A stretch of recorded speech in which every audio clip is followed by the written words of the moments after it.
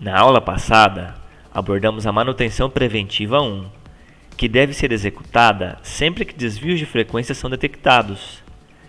Vimos que a manutenção preventiva 1 recupera as interfaces e o acoplamento do conjunto, e aprendemos quais os procedimentos, cuidados e ferramentas adequadas para sua realização.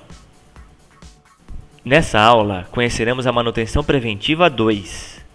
Agora, o objetivo é identificar e tratar os elementos defeituosos de conjuntos que não foram recuperados mesmo após a execução da preventiva 1.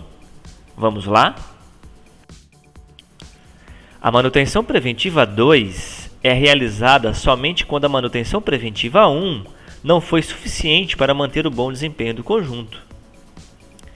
Se mesmo após a realização da manutenção preventiva 1, com a recuperação das interfaces, limpeza e remontagem com torque controlado, o conjunto acústico continuar apresentando falha, devemos realizar a manutenção preventiva 2, pois se o conjunto acústico apresenta falha e o acoplamento não é o responsável, algum ou alguns dos elementos estão com defeito.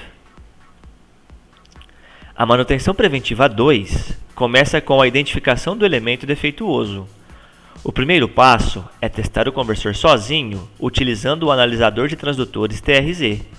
Para isso, conectamos a garra de jacaré vermelha no polo positivo do transdutor e a garra preta no neutro ou carcaça.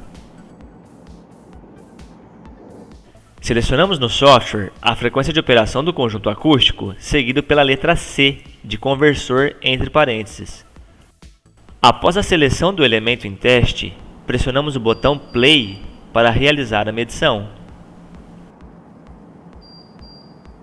Existem muitos tipos diferentes de conversores ultrassônicos. Por isso, não existe um critério absoluto para determinar se o conversor está ou não com defeito. É necessário sempre seguir as instruções do fabricante e respeitar as tolerâncias indicadas por ele. Porém, existem alguns critérios básicos que precisam ser respeitados para que o desempenho do conversor seja minimamente satisfatório. O primeiro critério é o fator de qualidade QM, reportado pelo analisador TRZ. Para o conversor sozinho, ele deve ser maior ou igual a 250. Explicando de uma forma bem simplificada, o QM é o número de vezes que o elemento testado vibra sozinho, por inércia, após desligarmos o gerador. Por exemplo, se o QM do conversor for exatamente 250, de forma geral, ele vibrará 250 vezes sozinho após desligarmos o gerador. Por isso, quanto mais alto for o QM, mais facilmente o conjunto vibra, ou seja, mais eficiente o conjunto é. O segundo critério está relacionado com as frequências de ressonância e de antirressonância do conversor, e com a frequência de operação nominal da máquina. O intervalo entre FR e FA deve conter a frequência nominal da máquina. Por exemplo, o conversor analisado com o TRZ nessa figura opera em 20 kHz. Veja que o valor de frequência de 20 kHz está dentro do intervalo de FR até FA, representado na figura em azul. Por isso, ele é considerado aprovado no critério de frequência. Se esse conversor tiver um QM maior que 250, ele possui os requisitos mínimos para um bom desempenho. Este outro conversor não atende ao critério de aceite, pois o intervalo entre sua FR, frequência de ressonância, e sua FA, frequência de antirressonância, não contém a frequência de 20 kHz, que é a frequência nominal. Esse conversor apresenta algum defeito que faz com que sua frequência esteja acima do máximo aceitável. Então, resumindo, os critérios básicos de avaliação para conversores analisados com o TRZ são ter um QM maior que 250 e ter a frequência nominal contida no intervalo de FR até FA. Observe que esses critérios são muito básicos e bem abrangentes. Se eles não forem atendidos, dificilmente o conversor funcionará com eficiência.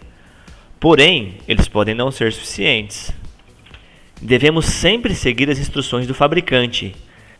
Caso o fornecedor não indique as tolerâncias adequadas, recomendamos que o usuário estude seus conjuntos e crie critérios mais refinados, mais apertados. Um detalhe importante nos testes é que, mesmo identificando que o conversor está com algum defeito, devemos continuar os testes dos outros elementos. Para isso, vamos precisar de um conversor de referência, um conversor que esteja funcionando bem e aprovado pelos critérios básicos. Um conversor novo, testado e aprovado com o TRZ, seria o ideal. O procedimento de teste do booster é parecido com o do conversor. Primeiro, precisamos montar o booster no conversor, com torque controlado e com as interfaces limpas e lisas, igual ao que fizemos na Preventiva 1.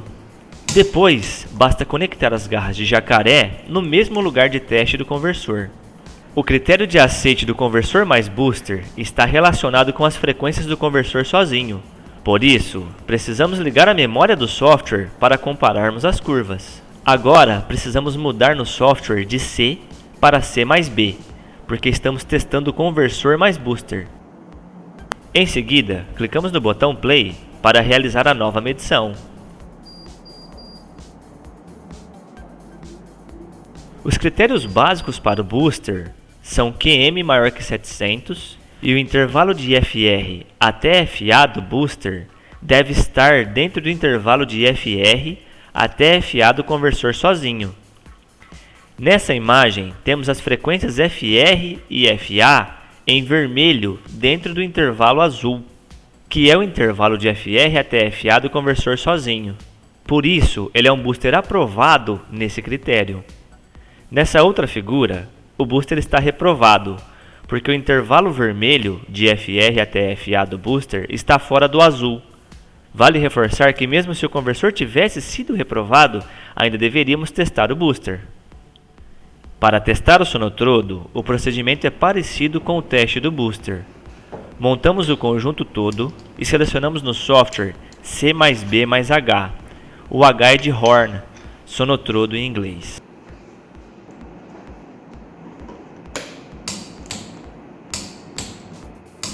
Em seguida, clicamos no botão Play para realizar a nova medição.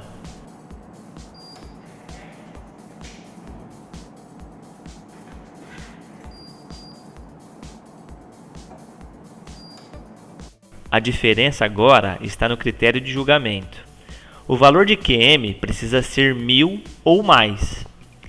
E para a frequência, o critério é aplicado apenas em FA.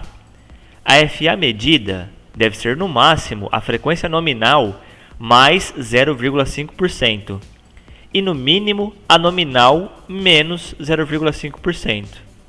No exemplo, temos um conjunto de 30 kHz.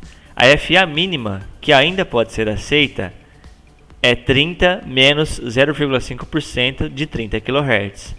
Então a tolerância mínima é 29.850 Hz ou 29,85 kHz.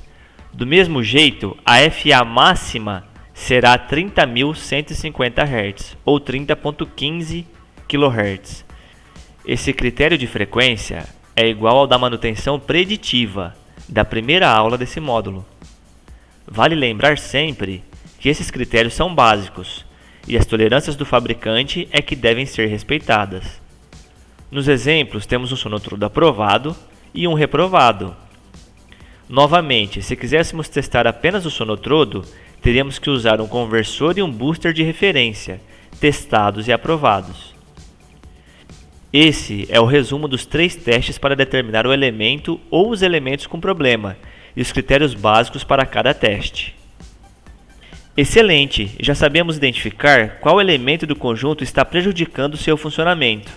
Mas e agora? O que podemos fazer para corrigir o problema? Bom, vimos que o problema pode estar no sonotrodo, no booster ou no conversor. Para cada um deles, podemos adotar certos procedimentos para a recuperação do conjunto. No caso do sonotrodo, podemos ressintonizá-lo ou replicá-lo. Se determinamos nas etapas de teste do processo anterior que o sonotrodo está com a frequência mais alta que a tolerância máxima, devemos remover material usinando a lateral, diminuindo o diâmetro ou aumentando os rasgos dele para diminuir sua frequência. Por outro lado, se for identificado que o sonotrodo está com a frequência muito baixa, devemos remover material do comprimento dele para aumentar sua frequência. É importante frisar que os procedimentos de ressintonia podem ser realizados um número limitado de vezes, pois alterações dimensionais no sonotrodo reduzem o ganho e diminuem o seu desempenho.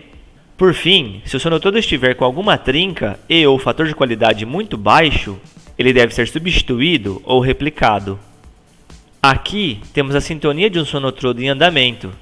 Ele foi fabricado um pouco mais comprido que o original, permitindo que fosse sintonizado e removendo-se material do comprimento, aumentando-se a frequência. Cada curva no gráfico pertence ao mesmo sonotrodo, porém com comprimentos cada vez menores. Você pode encontrar mais detalhes sobre a sintonia de sonotrodos na nossa videoaula sobre a replicação de sonotrodos no link da descrição dessa aula. No booster, se o QM estiver baixo, ou mesmo se ele estiver um pouco fora de frequência, vale a pena desmontar o anel dele e verificar se os O-rings dentro do anel de metal estão bons. Se eles estiverem muito desgastados, isso pode afetar a região nodal que comentamos no módulo de fundamentos. Nesse caso, devemos substituir esses O-rings. Se o problema for sintonia, não recomendamos ressintonizar, pois o booster é o principal elemento responsável pelo ganho. Lembra que vimos que alterações de dimensões afetam o ganho?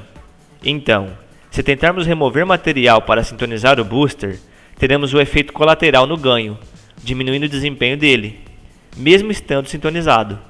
Em caso de perda de sintonia, o mais indicado é substituir o booster. Por fim, se o booster estiver trincado, também devemos substituí-lo ou replicá-lo. Para recondicionar o conversor, devemos verificar se suas cerâmicas estão íntegras, utilizando o acessório Piezo Holder do analisador TRZ. Se existirem cerâmicas trincadas, temos que substituir. Temos ainda que limpar as peças metálicas e recuperar suas interfaces como na preventiva. Após a recuperação e substituição das partes defeituosas, remontamos o conversor com pré-compressão e torque controlados. Podemos utilizar aqui o medidor de pré-compressão Piezo Clamping. É possível ainda replicar o conversor em um processo muito parecido com o recondicionamento, no qual, além de substituir as cerâmicas trincadas, também trocamos as massas metálicas com defeitos e montamos com pré-compressão controlada. Confira as aulas que tratam exclusivamente de montagem e recondicionamento de transdutores ultrassônicos no link da descrição. Por último, temos o resumão de todo o módulo de fundamentos em forma de fluxograma. Começamos com a supervisão e a pergunta: o conjunto está ok? Sua frequência e fator de qualidade respeitam os critérios básicos? Se sim, tudo deve estar funcionando. Se não, precisamos desmontar o conjunto, recuperar as interfaces dos elementos e remontá-lo com torque controlado. Isso foi suficiente para recuperar o conjunto? Se sim, ele deve estar funcionando novamente. Esse ciclo é o ciclo da manutenção preventiva 1, mostrado na aula passada e deve ser executado com todos os cuidados e procedimentos detalhados lá. Agora, se a preventiva não foi suficiente, precisamos identificar o elemento com defeito e recuperar ou substituir esse elemento, de acordo com o que vimos nessa aula. Essa é a manutenção preventiva 2 do conjunto acústico. No fim de todo esse processo, ele estará funcionando novamente.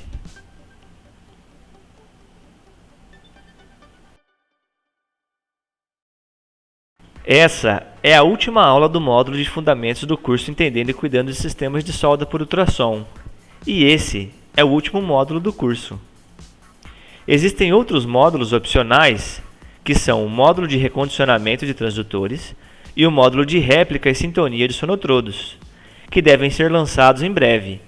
Deixe nos comentários se você se interessa por esses assuntos e se gostaria de aprender mais sobre eles. Um abraço e até!